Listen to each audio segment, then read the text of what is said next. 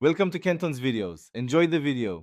In this video, I will show how to make Desi pasta. First, let's get our pasta ready.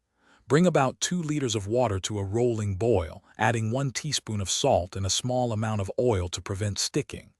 Then, introduce 250 grams of your favorite pasta shape, like macaroni or penne.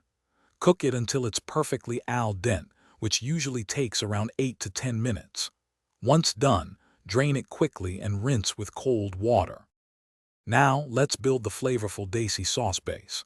Start by heating 2 tablespoons of cooking oil in a large pan over medium heat.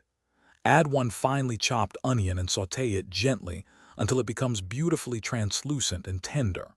Next, incorporate 1 teaspoon of fresh ginger garlic paste, cooking it for about 1 minute until its aromatic fragrance fills your kitchen. Finally, stir in 2 medium-sized chopped tomatoes, allowing them to cook down until they are soft and juicy. It's time to infuse our sauce with vibrant Desi spices. Add 1/2 teaspoon of turmeric powder, 1 teaspoon of red chili powder, and 1 teaspoon of coriander powder to the pan.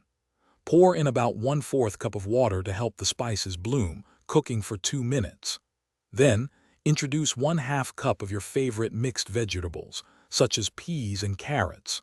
Finally, add the perfectly cooked pasta to the pan, tossing everything together until each strand is coated in the rich, aromatic sauce. We're almost there.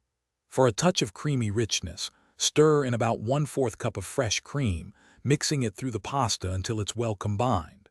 To add a burst of freshness and color, generously garnish your delicious Desi pasta with 2 tablespoons of freshly chopped cilantro.